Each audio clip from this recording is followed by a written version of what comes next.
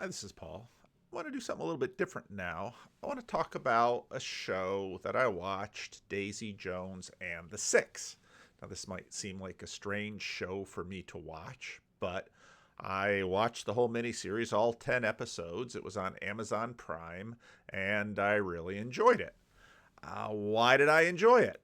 I now the show is about a young band that gets together and they follow a few streams. There's a like the guy over here on the left. He's the good-looking guy who grows up in the town, and his brother isn't quite as good-looking, but he's got a few friends, and they're playing a little bit in the garage, and they're putting a band together, and they basically get him into it, and they play some things. Some people have noted the relationships between Daisy Jones and the Six and some of the drama that happened in Fleetwood Mac. So this guy, they get the band together. They don't really go anywhere. They move out to California. He takes his girlfriend that he got connected with out east in Pittsburgh.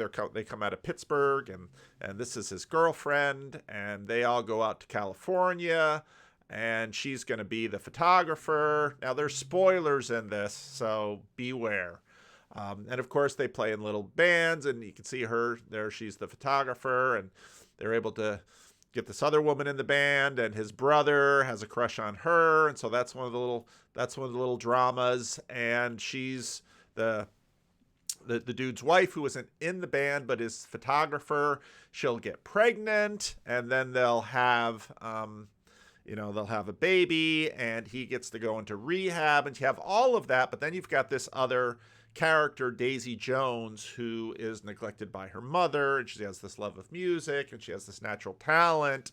And it comes that they basically meet the same record producer, and they come together, and their music is amazing. Now, right away, there is tension because, of course, you've got the rock star dude and the rock star woman, and their chemistry is amazing. First, they fight, and then they find that they're sort of mirror opposites of each other. They're soulmates. But he, of course, is married to this woman, and he has a child with her, and he was such a mess first time around that he was in rehab when their baby was born. And so he basically vowed undying love and commitment to his wife and to his daughter. But then she, the wife and mother, sees what amazing music these two are making together, and they're like, she has to be part of the band. And of course, they have this time where they write music together, and it's amazing because he comes in there. He's got all these love songs for his wife, where he's just basically always pleading forgiveness because he's been such a jerk, because he was in rehab when his daughter was being born. And this other woman comes in just full of chaos, and together they write some songs that just go way up to the top of the chart. And again, there's some relationship to Fleetwood Mac in this, and you can look up YouTube's about that. And of course, the record producer, here he is. He sees it and understands it, and their chemistry is just off the charts. That sets up, there's a few sub dramas that are going in there, but sort of the main drama is a bunch of these questions about, well, I think the question that this thing really focuses on is the question that Jordan Peterson and the infamous Vice video, can men and women work together?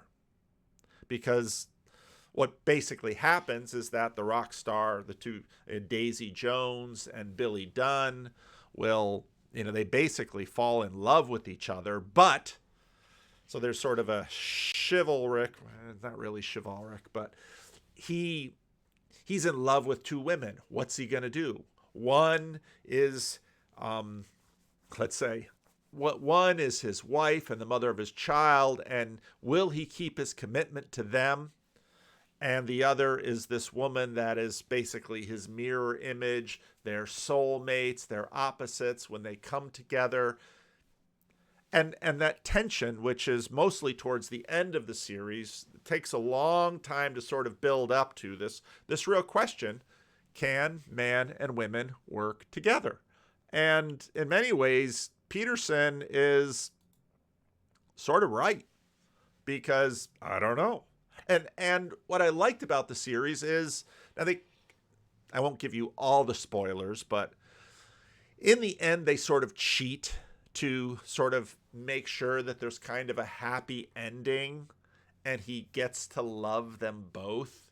And it isn't polygamy where they answer this, because that would just not be on the American menu, but it's the question. And you can see the country struggle with this, because on one hand, so much romance in the movies is all about your soulmate and this one true other person.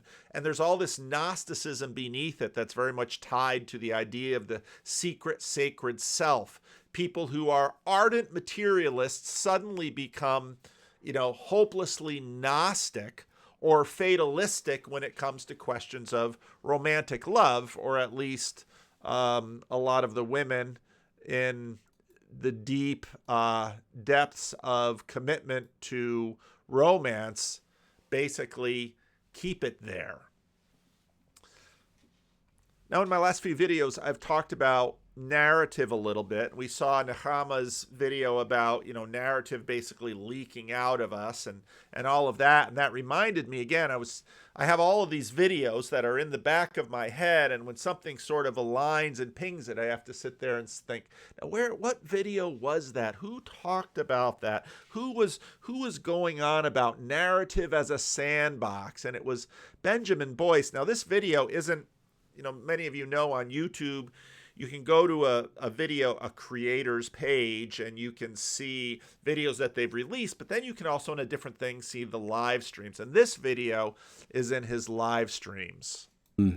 There's something about this particular piece that is, in a sense, not a culmination, but kind of an outpouring of a lot of the work that I did in literature to try to prove, and this is partially why I went to Evergreen, to try to prove that mythology and fiction and narrative in general can operate as a sandbox for ideology, right? So with regard to the critique of wokeism, right?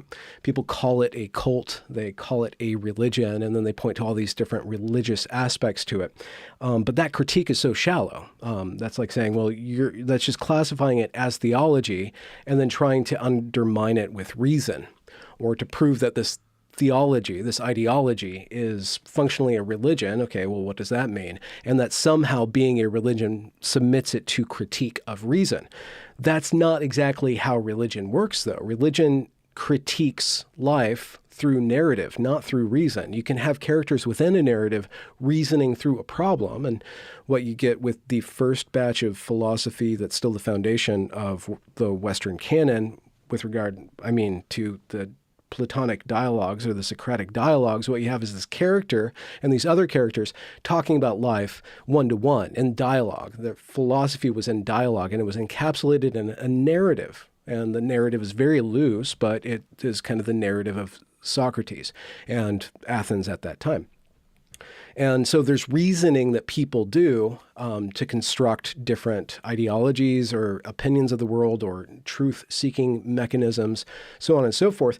But the narrative itself, that which is, but every single thinking, reasoning, rational creature is nested not in rationality, but in narrative, right? We live our lives as narrative creatures, and within our narrative, then we give rise to these other forms of processing reality, like reason.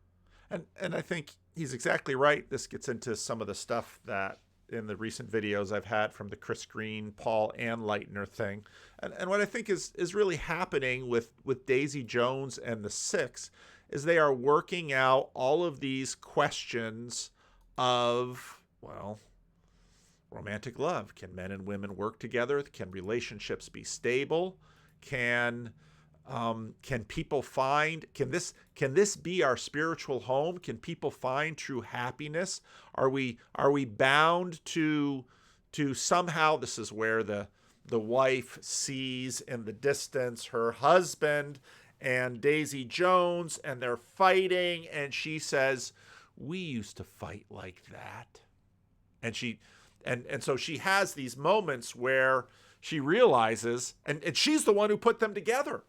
You know, I wanted him to be a rock star. I wanted him to be a rock star because I knew, you know, that was what he wanted, and he was going to sacrifice that for. They were going to go back to Pittsburgh, and he was going to get a job in construction or something. He was going to sacrifice all of that for his family. She's like, no, I want you to live your dream. So we have all these high-minded ideas about go live your dream, go do this. And so she puts them together, and she sees, I've been the creator of my own disaster. And so their relationship is going back and forth, and he doesn't know what to do.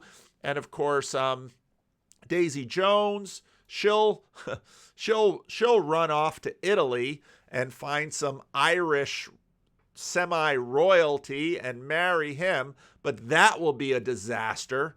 And, you know, so you have all of the rock and roll memes where you've got drug addiction and rehab and all of these things, and they all come together. But this is narrative working through in our collective consciousness all of these issues that are deep in the result of elevating romantic love above everything else and what you can actually do with it. So Billy Dunn does not want to sacrifice his daughter. He does not want to, I mean, it's all of the tensions there. And I thought it was all the way up until the end. They held the tension.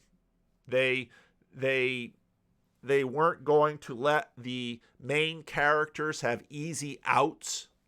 And again, it worked all the way up until the end, but I won't spoil it completely. In the end, someone needed to die to resolve the whole thing. Fascinating. Anyway, I don't know if any of you will like it. I don't know that it's the cup of tea for a lot of this little corner of the internet. It's kind of, you know, there's lots of rock and roll rehab movies. There's lots of rock and roll disaster movies. You know, in a way, it sort of reminded me of the Monkees, that other famous TV first band. So this is a TV first band, and you can listen to the music that they make, and it's not bad music. And the stars, I mean, it's just amazing just how much talent some people have all in one package, to be both tremendously charismatic and tremendously good looking, and be a tremendous vocalist and still not be famous for any of those things. Yeah. In what way are we created equal? Certainly not in that way, but I want to do a little bit of video about it. It was just kind of churning up in me, and I really enjoyed it. So let me know what you think. Leave a comment.